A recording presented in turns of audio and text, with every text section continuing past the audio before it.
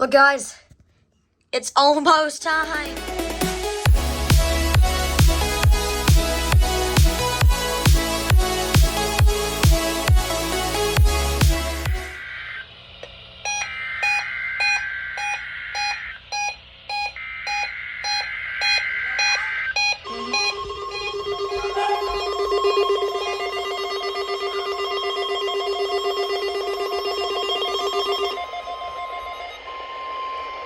This is the National Weather Service in Jackson, Mississippi.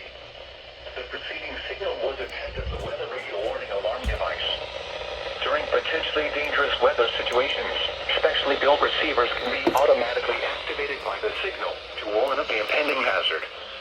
Tests of the signal and your receiver's performance are normally conducted by the National Weather Service each Wednesday between 11 a.m. and noon. If there is a threat of severe weather, the test will be postponed to the next available good weather day. Reception of this broadcast, and especially the warning alarm tone, will vary at any given location. This variability, normally more noticeable at greater distances from the transmitter, can occur even though you are using a good quality receiver in good working order. This concludes the weekly test of the NOAA Weather Radio All Hazards Warning Alarm device.